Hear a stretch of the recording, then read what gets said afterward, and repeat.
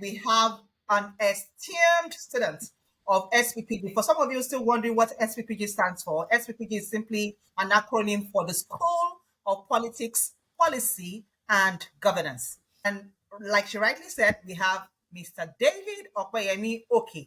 My question to Mr. David Opeyemi Oke is, who is he? Good afternoon, good evening, good morning, wherever it is you're watching from. My name is David Opeyemi Oke, and I'm excited to be here. I want to say a very big thank you to the Awokilumo, that name, community, and I want to say a very big thank you to you, Balkis and Oluwakemi, for having me. As you've rightly said, my name is David Opeyemi Oke. First of all, I think one of the most important component of my bio of my profile right now is I'm an SPPG student. I was speaking to a friend quite recently, one of the people I recommended to sign up for the SPPG. That joining the SPPG has been one of the most, if not the most important singular decision I've taken in my journey to becoming a change maker, and of course to be a policy advisor, and to also join this train of nation building and the rebuilding process of the continent at large. It has exposed me. I've met amazing people, and that is why I'm here. I've learned really great stuff I've learned, and it's such a great pleasure to be here.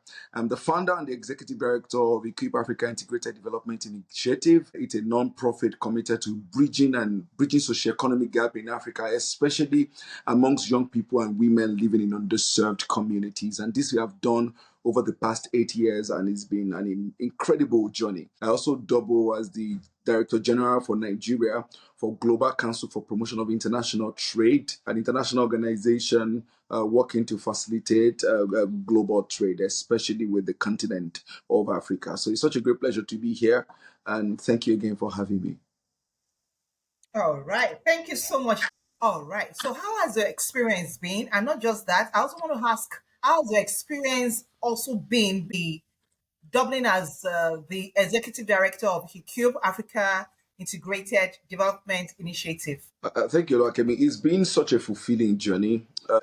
My journey into change making or into starting or launching a social impact startup was birthed from my experience, personal experience growing up, living in underserved communities, being cut off from opportunities to even develop yourself, to have quality education, access to economic opportunities. And I told myself that at a point in my life, advocate for inclusive economic development across, the continent. And my work has spanned across 17 African countries in the last going to 2 decades now. It's about 16 years. Traveling across the continent of Africa for work, I realized that the challenges they are the same. I mean, what we are facing here in Nigeria, the child in Ghana is facing the same thing. So is the one living in Sierra Leone or in Liberia or Madagascar or Congo or Cote d'Ivoire and every other country I've been privileged to work. So it's been quite fulfilling, creating opportunities for young people. We have several programs that we do. We have a vocational training center where people learn, sellable skills, as an alternative to illegal businesses that we've met them doing in Badagry area of Lagos State, which is close to border. So by the time you say it, most of the guys and the young people get into smuggling, into human trafficking, into sex trafficking, and several other vices that you can including drug trafficking that you can think of. So it's interesting to have been able to set up a vocational training center here and give people, sellable, dignifying, sources of income as a replacement to, illegal businesses. And also we have a digital inclusion center where we Let's train see. tech talent in underserved communities, providing tech skills for people and making them relevant both for now and for the future. It's been such an interesting journey, and of course, having served as the Director General of Badagry Chamber of Commerce. Before now, when I left, I was looking for another opportunity, and that is why, I jumped on the opportunity to be the Director General for Nigeria for Global Council for Promotion of International Trade. And of course, by privilege, I've been able to work. I was part of the committee or the technical working group that worked on the AFCFTA for Nigeria, and I've also being able to contribute at FEWASI, that's Federation of West African Chamber of Commerce and Industry. So it's been interesting, it's been fulfilling to be a part of people's life and also to contribute to national development. Amazing, amazing curriculum, Vita here, I must say. Thank you so much for what you do for your community. And from what you just said, it's coming across to me that you're service oriented. And as we all know, true politics is service. Why do you want to be politically exposed? Why do you want to run for politics? I remember when we were having our first hangout as the SPPG in Lagos, and they asked that we say something interesting about each other. And one of the things I remember, that the thing I said that is most unique or very interesting about me that you may not find on social media or my LinkedIn is that I joined partisan politics at the age of 18. That was during the days of Alliance for Democracy. Of course, my dad was then a politician, and of course, I watched him. I used to say that my father was the first model of nation builder that I saw. I saw my dad's commitment to development. I saw my dad's commitment to growth. I saw my dad's commitment to change and to, just volunteer himself for community growth. So seeing my dad, and my dad is my hero, great man, I must say. So I began to follow him to political meetings when I was as young as 16, 17. And I remember that at 18, I became a card carrying member of the Alliance for Democracy. From there, I became a volunteer driver. When we became Action Congress, I was a mobilizer. When we became Action Congress of Nigeria, up till the time we changed to the All Progressives Congress, APC. So I've Yeah. always been a follower of politics. However, vying for office was birthed out of a vision. I realized that leadership or political leadership should be about service. I'm passionate about the people. I'm passionate about Nigeria. I say this, don't laugh at me though. Before the October 2020, the NSAS protest, my friend would make a joke with me that don't play the national anthem well, please, because I mean, when I'm moved to tears every time I sing the national anthem.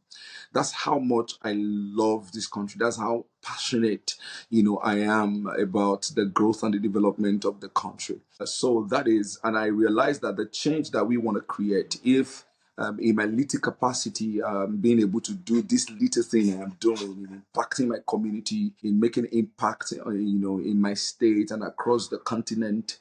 I believe that if getting the opportunity to serve in policy making capacity, I think we can correct a lot of wrongs in the country. And I don't belong to the school of thought of those that complain, about the country, and we are not willing to do something about it. So if you think that you can do it better, if you think you can make better policy for Nigeria, I believe that if you think that you can be a better leader for the country, don't sit by the newspaper stand complaining and analyzing Nigeria's problem. Get into the system, get your hands dirty, and let's review together. So that's my motivation for political participation. That is why that has guided the exposure I've given myself in terms of capacity development, the job I've worked, and the experience I've built over the years. I wanted to understand how development works, how governance works, how trade works, how human capital development works. And I think over the years I've built enough capacity to be able to say it is time to serve the people and to build a country where that all of us can be proud of, and to hand over to our children. Wow. Amazing. Thank you so much for not sitting on the fence like most people would do. You're a very handsome looking man, very focus driven and very service oriented, and you are an elite. You have every reason not to run, because I'm going to take from the last line that let's work, let's do the dirty, as in you use the word dirty. It is often Politics is often perceived by elites that it is a dirty game, right? And that's the reason why everybody is standing aloof. What is your message to the categories of the elite out there? If we say politics is dirty and we leave the dirty people to continue to play it, who is going to clean it up? All right. So, and it is important that politics is not elitist. It's grassroots. It is local, and I believe that there is, what is the value of your education? What is the value of your professorship, of your doctorate degree, and of course the money you have if you cannot use it to affect the people positively? We have complained for so long. We have stayed. And, if you say you're not going to join the system, you're going to be governed by the rules made by the so called illiterates that we allow to run the system. And elitism does not change a country. Participation in policy making is what changes a country. For every of my friends that I've seen, for every of my colleagues that I've had opportunity to work with on my journey as a change maker, I prepare them as policy makers. As a matter of fact, in the last general election, not 2023, that's 2019, I guess. That was the last time we had election before the 2023 general Yeah. election, when we had a lot of young people come out to show interest in politics. Fela Toye, the likes of Kingsley Moghalu, the likes of all of those Showore and all of that. I was impressed that yes, we are getting the memo. People are getting interested in policy making and governance. So I think that if we think that we have the head, we have the passion, we have the commitment, we have the calling, because this thing is a calling. We have the calling to the people, because leadership is not to amass power for yourself and be called one honorable and you are dishonorable. It is a call to serve. So if you feel like you have a calling to serve the will of the people, I think that put your book aside. Of course, hold your capacity and the competence you have built over the years and the character, hold it with you. But let's get down to the grassroots and start making the change that we all desire for our nation, and stop complaining, because complaint is not going to change the nation. It's not going to change the situation. And for us to change it, we need to get involved in the polity.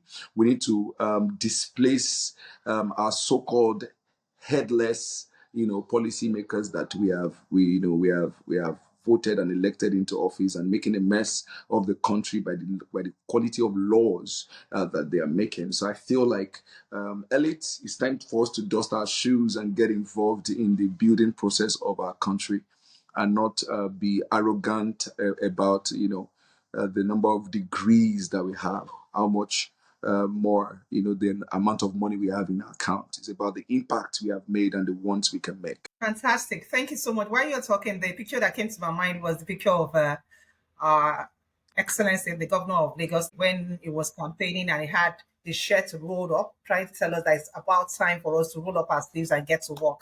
So thank you for the advice you've just given to the so-called elite, the people in the brackets of the elite. All right. So what solutions do you prefer for more efficiency in the public sector? Because you have worked in the public sector and you have also worked in the private sector. You would have had experiences in the public sector, and a lot of complaints have been around public sector about their lethargy to work and so many other things. You have been there. What advice do you have to provide solutions to this to be able to boost efficiency in the public sector? Thank you, Laura Kemik, for this very important question. I have been telling myself that I would have, after SPPG, I would write to join that's, I think, Project Brinks. I don't know, I think Sotoye and a few other SPPG people putting themselves together into a capstone community to create changes in the Nigerian civil service. I really look forward to working with them, because, having worked in the public sector and the private sector, I realized that truth is politicians are even less of an evil in the state of affair of our nation. If you have a forensic look at our civil service, it is not built to be productive, because both at the state and the federal level, go to state government offices, go to federal secretariats, and ask, for productivity report of productivity of individual staff or member of staff of a department. You'd realize that a lot of them are even clueless as to what to do. So what goes on in our civil service, number one, is that the system is built, to not for productivity. The reporting structure, the reporting line, as a matter of fact, the titles and the hierarchical system of operation within the system makes further threatens the productivity in the Nigerian public sector today. And you see, politicians are learners when it comes to corruption in Nigeria, because it is the civil servants that show them how to actually get the corruption done, because they understand the system. Oga politician is just in the office for 4 years. Permit me not to be necessarily explicit. I've witnessed a 600, millionaire, is it millionaire dollars, corruption gates, in the Nigerian civil service, that even the minister was shook, at how systemic, these people were going to, operate or implement their corrupt practices. They have mastered the system. They've been there for 30 years, some of them a little lower or higher. And, productivity is zero. So I think that if we are a serious country, and if we really want to see the change that we desire for our country, we need to actually start building strong institutions, all right? Starting from our departments and agencies of government, making sure that, we change the act that establishes them.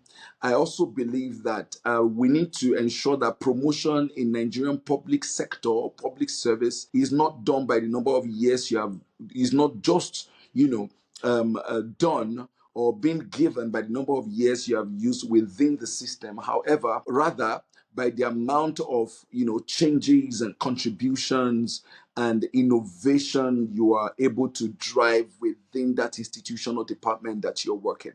So I think that there needs to be a total reform in our public sector, including the wages. I think we need to start saying, how do we make the civil service attractive to young, innovative minds?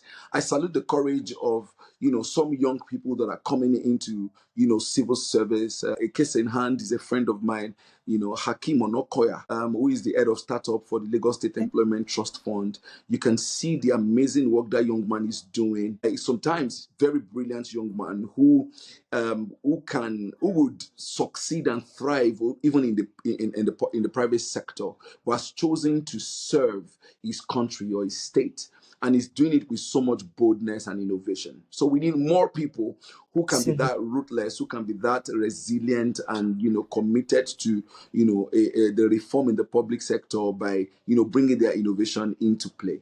So as I round off on that question, I think number one, we need a total reform in the public sector, including their wages and their terms of reference, and then of course we need to change the nomenclature of the levels. We also need to ensure that promotions are done by innovation and contribution to growth, and not necessarily by the number of years you have used within the system.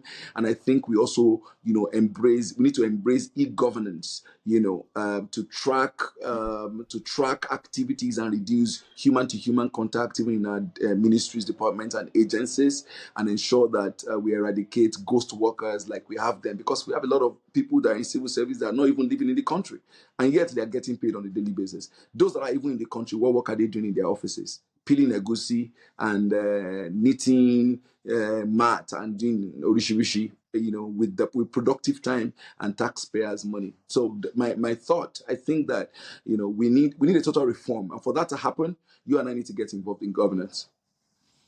Absolutely. Thank you so much. Just recently we attended a class and corruption was discussed. What is your take on fraud and corruption? Do you see them to be the same thing, or you feel there's a difference between both of them? Can you share your opinion with us? You are corrupt if you are if you are fraudulent. You are corrupt. If you are corrupt, you are fraudulent.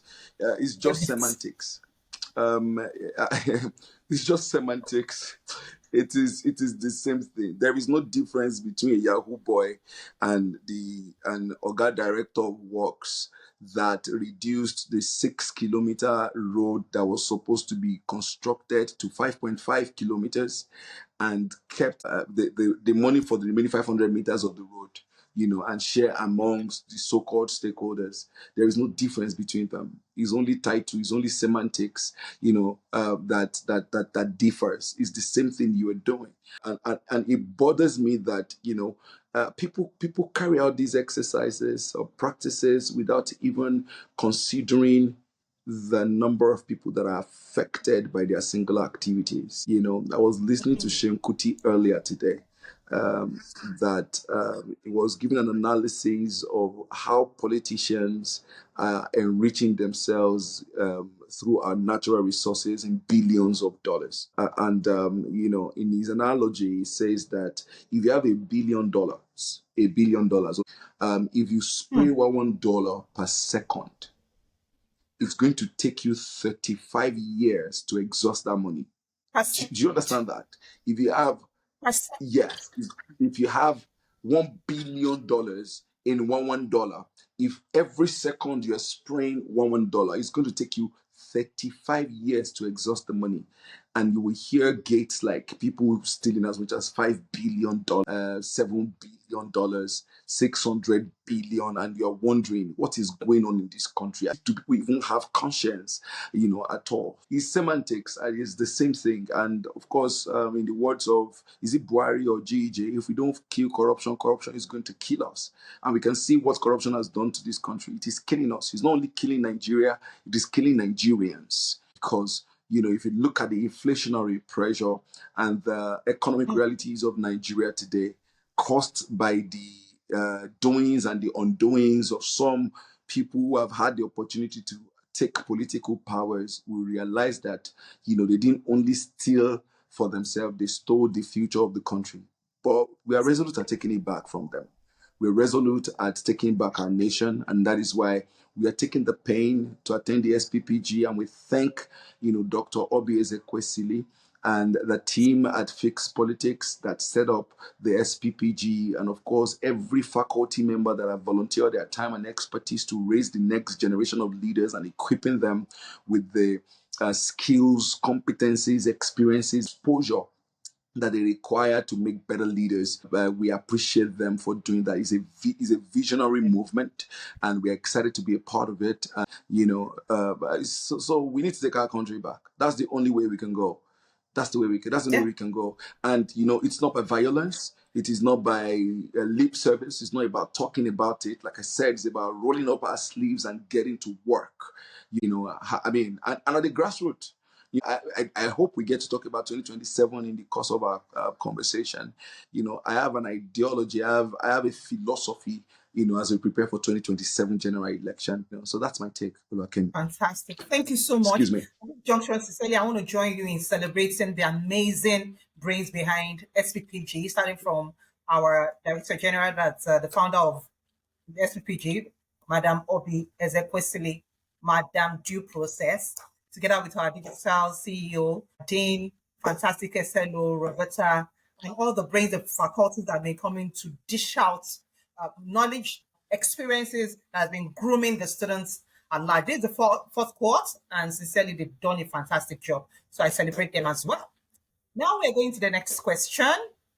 Nigeria's democracy system is 25 years. Now I pause. Is it progress?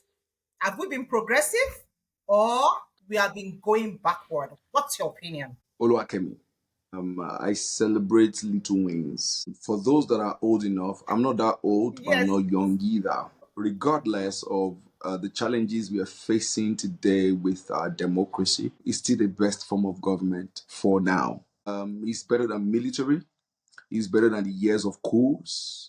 It's better than the anarchy that and the, it's not. It's that I'm looking for the right word.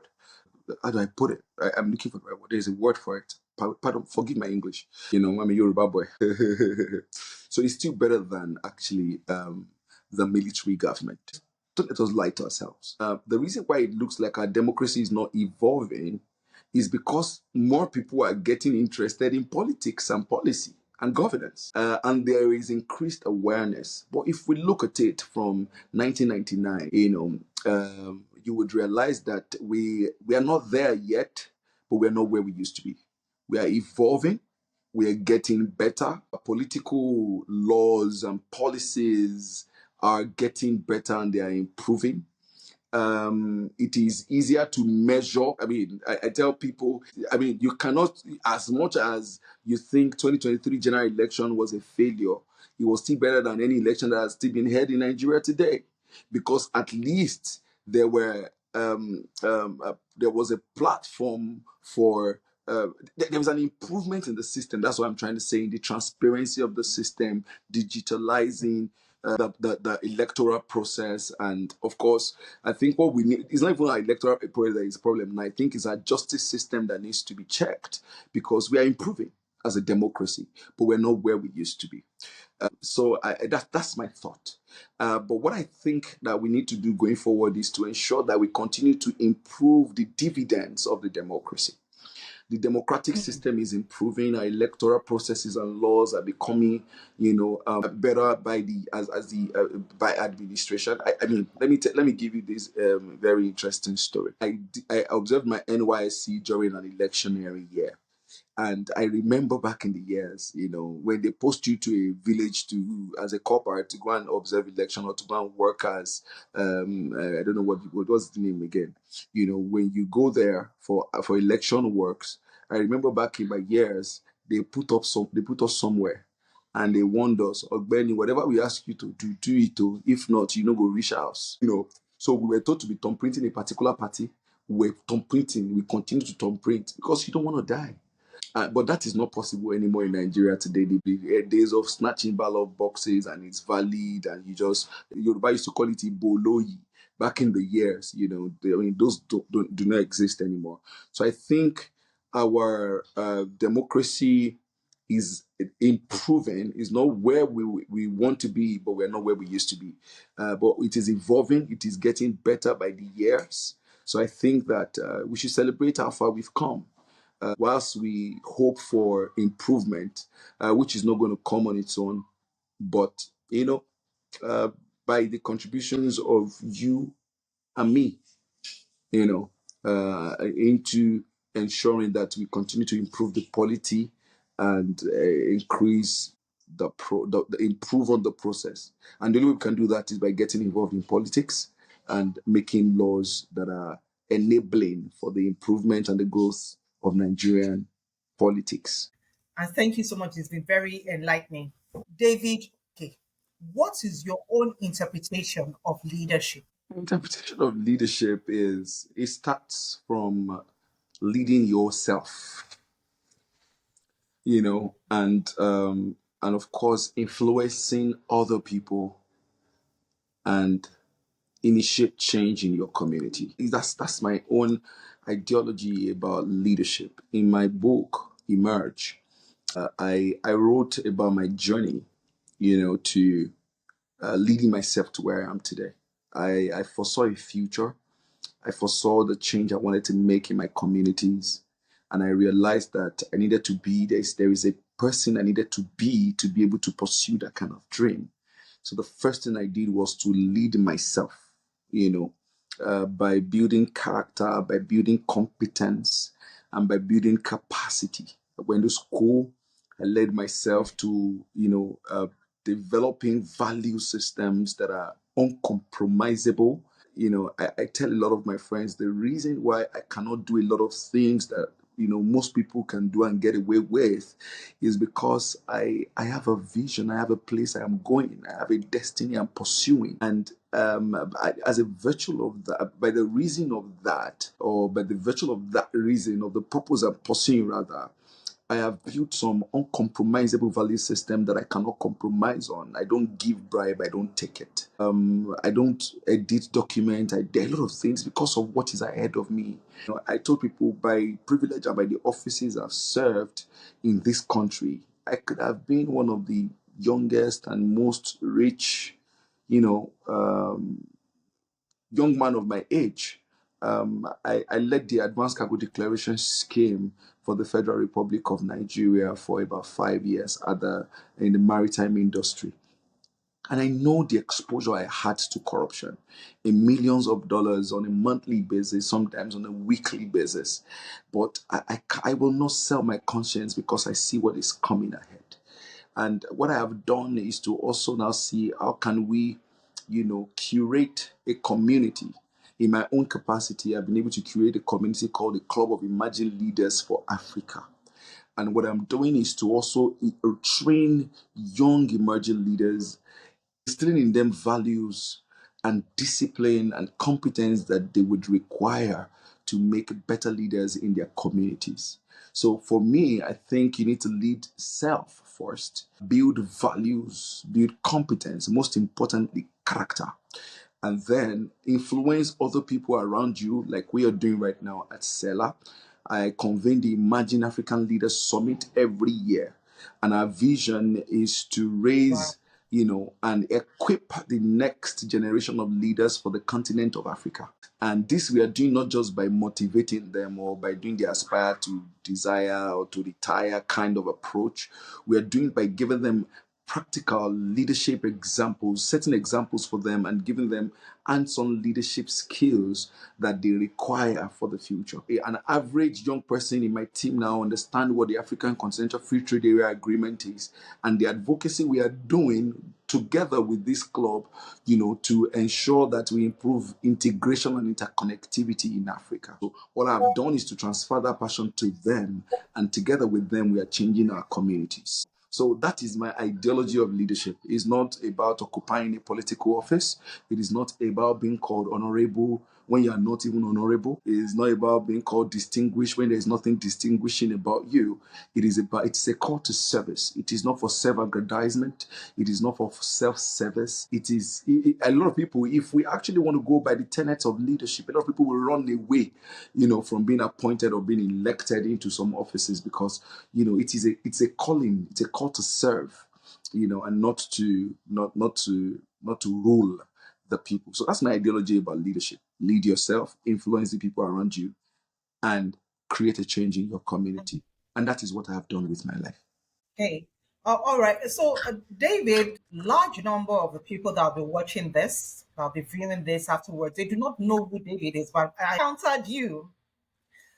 We belong to the same capstone project, and we had to visit a school that we were already committed to. It wasn't convenient for you because, unfortunately for you, you mixed up the time. And when you found out that you mixed up the time, you did not give an excuse. You rather shifted your program as inconveniencing as it could be. You had to set out very early in the morning to go for your appointment, which wasn't so before, so that you could meet up with the time. That for me suggests that you are a man that will preach the message, not do as I say, but rather do as I do. So I must say that you are a credible person. You have a credible personality, and I really admire that about you. Well done. Okay, so as we round Thank off, I'd you. like to ask this Thank you. question. You're welcome. And it's been very pleasant working with you, being on the same team with you. Anyways, I need to give you that feedback. You have always been a very exceptional person. You remember that we belong to the same community group in church as well. And now you helped me into my real estate Yes, business. I mean, not saying I only chop real estate money small yes. small. Thank you for An honor to that. serve anytime. Okay, so as we round up, I want to know. There's this song that Sonny Okosu sang. He said, "Which way Nigeria?" I'm asking you the same question, David. Which way Nigeria? Which way Nigeria? I think the it is clear. It might not look like we are making progress, but we are gradually getting there. There is an awakening in the citizenry. People are better informed. I just think that there is a need for us to give Nigeria a chance. There is a need for us to keep breathing, like I like to say. There is a need for us to get involved and strategically and systematically, channel our anger, displeasure towards not just complaining, but creating and making sustainable change and impact in our communities. Let's leave the presidency. I mean, I was saying that I have a very interesting idea, more like a systemic approach to taking back the country. Can we start by, let's say, by 2027, we want to take on all the seats in the National Assembly. We want to invade, that's the word, the policy making rooms, both councillorship, the House of Assemblies, the House of Rep, and the Senate. We want to invade that place and, create a change in the law making system of Nigeria. By so doing, we can empower the Nigerian justice system to be truly independent. And if we begin to take it gradually like that, we can then go on for the seat of the president and say, you know what, we've had enough. So this game of politics, these guys have played it long enough. They have mastered it. But you see, this grassroots that we have a bit of control over, your local government chairmanship, Lagos State is, is going for, I think there is election 2025. 2027, the House of Assembly, that councillorship, that House of Assemblies, that House of Rep, can we begin to deploy people into that place, people that have head, that are visionary, right? So we are making progress. The awareness that I think the citizenry have now is a major progress, is a major win for us. And don't underrate the impact the SPPG is making, because I have a community of over 3,000 young people directly, all right, that I'm influencing on a weekly basis through community engagement. And the values and the capacity I'm building at SPPG is trickling to them one way or the other. I have about 10 of them that are already registered for the next cohort. And I have more people that must register before the next cohort. And the idea is it's a domino effect, all right? You influence one, one influence two, two influence four, four influence eight. And before you know it, we're going to take over our country. One of our lecturers said something earlier. I think Tola, I think Tola Onoyemi, Yes. said Yes. something. Said we are a generation away from the Nigeria we desire if we approach it systemically. And this intervention by the SPPG is not just a school; it's an intervention, for nation building. This intervention by the SPPG is one that we must embrace, support, propagate, to ensure that this passion that we say we have when we get to office, can we deliver, any better than the people that are there? I've witnessed young people elected or appointed into offices fail because they don't even have the capacity. So there is not too young to run. Can we begin to ask questions? Are we equipped to perform? Not too young to run, but are we equipped to perform? These are questions we need to ask ourselves. So Nigeria is on the right path. However, we need to stay consistent at, clamoring for change, roll our sleeves, as I've said, get involved in the polity, and let us begin to see how we can take back our country systemically, strategically, and not necessarily by fighting. Now, imagine someone like Omoyele Sowore in the Senate. Imagine someone like you, Oluwakemi, in the Senate. Imagine 10 of us, or let's say 20 of the SPPG students, or let's say 50, of course, 1, 2, 3, 4 in the Nigerian policy making room. Look at the change we are capable of making. So it is about getting involved, getting started, and strategically positioning and keeping a vision at heart that this is the Nigeria that we want to build, because we don't have a national vision. We don't have a national project that we're working towards. But if we invade these political systems and structures, it is easy for us to actually, begin to propagate the change that we desire to see. But don't let us wait until we get to offices before we do that. As you are doing in your community, as I am doing with the Equip Africa and Duke Innovation Center and the Global Council for Promotion of International Trade and other projects I'm involved with, as Balkis is doing, as Sotoye is doing, Bushrat Balogun is doing, as Aigboje is doing, the little drop of impact we are making, in our communities, we someday make the ocean of change that we desire for our country. So Nigeria is on the right path, I believe. Maybe not politically, but at least the awareness of the citizenry for the change that we want to see is a win for us. If we can sustain this passion, if we can sustain this interest until 2027, we may not win immediately, but we will be getting closer to the Nigeria that we desire, all right? And I think that the way we can do that is by taking it on at the grassroots, not even by being appointed or by elected into a political office. Let me tell you something I do. I use tracker.ng a lot. I use tracker.ng a lot. So I hold government accountable. I'm a policy advisor. So what I do is I know every project that is zoned to my local government and to Badagry where my innovation center and some other projects are based. And I'm holding everybody accountable. Why is this project not done? Who is in charge of this project? All right. So I don't even have to be in the office. I'm writing every week, every month, to policymakers, to people to say there is this project that should have been done that has not been done. What can I do? What can we do? I've organized free trainings, for the staff of the member of the House of Representative in this place. I mean, a friend of mine, Olufemi Oke, has had to, he has the demeanor, he has the competence, he has the character, he has the capacity to be in the House of Assembly, but has brought himself to work with the person in the House of Assembly that is currently serving his constituency, to help him achieve success.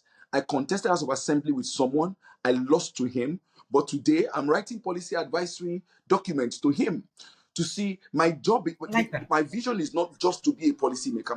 My vision is to see betterment in my community. So if you are there right now and you have the power right now, how can I support you to make the difference, to make the change that you can make? What advice can I give? What resources can I contribute? As against, what can you give me? What contract can you give to me? How can you facilitate this for me? Right? So I think that building the nation it has to be systemic, it has to be deliberate, but we have to start with ourselves, like I said. Emerge. The only way we can emerge is for you to lead yourself. First, build uncompromisable value systems, build character and competence and capacity, to be able to lead your life, then influence the people around you, and we can begin to change our communities.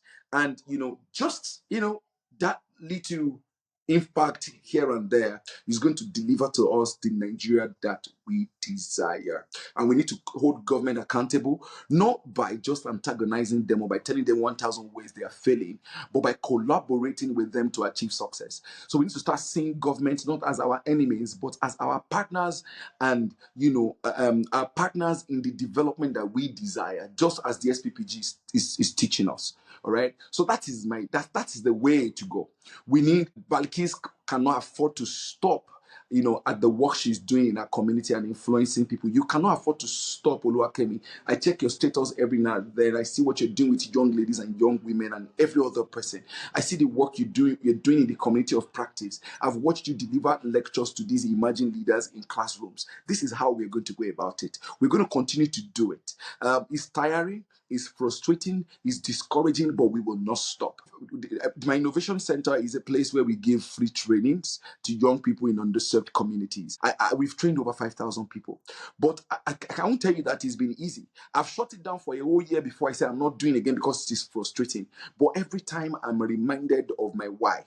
And I've been able to, go back again, and we continue to do it. We stay at it. We continue to influence one person at a time, one leader at a time. Raise your daughter to be leaders. Raise your sons to be leaders. Raise your proteges and every one of them to be responsible leaders. And if we continue to do that, and ahead of 2027, if we focus on the policy making rooms at the grassroots level, even to the national level, I believe that indeed the words of Tona Onoyemi, that we are just a generation away from the Nigeria we desire, will come to pass. SPPG, thank you. Oh, We need to continue to support and encourage the work that is being done at the School of Politics, Policy and Governance. We need to ensure that, our class is class 300. I think we have reduced to about 250 now, right? Because people cannot even take the rigorousness of the work. It is our work as class 250 or class 200, whatever the number we are is now, to ensure that the next cohort is about 500, 600, so that we can begin to increase the numbers of people that speak our language, and our tribe can can continue to increase and expand. So when Dr. Obieze Kwesili is no longer strong in physical strength to carry on the work that she is doing, or that she has started over decades, people like us can sustain and continue the work, and that community community can begin to grow. And that's how we can create the Nigeria that we desire. I'm passionate about this country. I'm passionate about what is possible. The works I've done, I've had encounter with the possibility of Nigeria. I know what is ahead of Africa as a continent, and that is why I'm not backing down. This year, we are taking our Imagine African Leaders Summit to Rwanda, and we are, it's a 2-day summit coming up in November, 1st and 2nd of November in Kigali, Rwanda. And what we have done is at day one, what we are doing is to bring all young African leaders together. Every person that is 45 and younger that is holding any office in Africa, we're bringing them together in a room where we have a cross-generational conversation between leaders that have gone ahead, people that have failed, that we think they have failed, or people that have even succeeded as leaders, and these young people. How can we begin to achieve policy harmonization on the continent to achieve the desire, continent that we want to build as a people? So, sorry, I can get so passionate when I talk about the continent or Africa or Nigeria, but I think that this is the work You that we can need to see. do. Yes, it's like a fire in my bone. This is work that we need to do. I'm not backing down. I'm not stopping. I used to tell people I'm just a bag away from jackpot. I can pick my bag and go tomorrow. I have a lot of companies calling on to me. I have a lot of organizations inviting me over. But I am telling myself, I'm not advocating that don't travel. But I'm saying that if we leave, who is going to sustain the work? I want to be here. I want to see the change. I want to not see the change. I want to be a part of the change. In July, we are having our Tadasa summer camp, talent development and skill acquisition summer camp. This is the work we do. So you continue your work, value kids. I like that name, value kids. You continue your work, Oluwakemi. Let's continue to lead ourselves. Let's continue to lead our communities. Let's continue to impact our younger ones. Let's continue to raise our children. Let's continue to raise our neighbors' children as leaders that we desire to see. Let's continue to expand, our community. If you watch my spotlight video, I said something with so much excitement that I've been connected with the people that speak my language and my tribe, my kinsmen. These people, we reason the same way. Now I'm not feeling weird. I'm not feeling like something is wrong with me, to do the work I am doing. So we need to increase more of us. We need to recruit more of us to do this work. And I assure you that this is the way Nigeria. Which way Nigeria? This is the way Nigeria. And this is how we can deliver the change we desire. And this is how we're going to create that domino effect. 1 affecting 2, 2 affecting 4, 4 affecting 8, 8 affecting 16. And before you know it, the result is going to be exponential. And we can birth and be proud of the nation that we have built together. Even if we don't emerge as president of the country, Thank we can you. say that, yes, we did our own bit. Thank you. Thank you very much, David. This 1 hour has been very educative and very explosive. I really want to thank you. It's been an honor hosting you on our podcast. I really want to say thank you again. Balkis has been having it very difficult with technical issues, but she's there because we are committed to serve. We are committed to serve. When you were talking, when you're rounding off, I just said we are the weirdos. People like us that will push ourselves. All right, thank you. So, in the course of your discussion, you did mention a lot about the values that push you, and there's no reason again for me to ask why SCPG, because I can realize that your values align with that of SCPG. That is capacity, building competence, and building character. So, thank you so much, David. It's really been a wonderful experience having you on this podcast today. And for some of you still wondering, what is this podcast all about? Our Kilumok podcast is the initiative of the Welfare Department of the SPG Group. And the goal is to host great minds like David, whose objective is to educate, form, inspire, and motivate people all over the world, share solutions to political and leadership issues in Africa, celebrate greatness by broadcasting the milestones and achievements in the lives of those who share with us. And this is also important to us because we prioritize giving people their flowers in their lifetime. We don't want them to go and we'll not be writing all sorts of long achievements. Right? So I really want to say thank you so much, David, for sharing your time with us. It's really been worthwhile. Thank you Thank so you, much. Awakilumo. Thank you, Oluwakemi. Such a great pleasure to be here. Thank you for the amazing work you're doing with your team at our Kilumo community. We say thank you to you. Thank you to Value Kids, that's Balkis, for the work, and every Yes. member of the our Kilumo community. We thank you. We appreciate you. This is leadership. This is the change we're talking about. We are proud of you, and we're going to learn from you, and we're going to go replicate the impact you're making as well. Thank you so much for having me. It's been a pleasure being here today. Thank you. Thank you very much.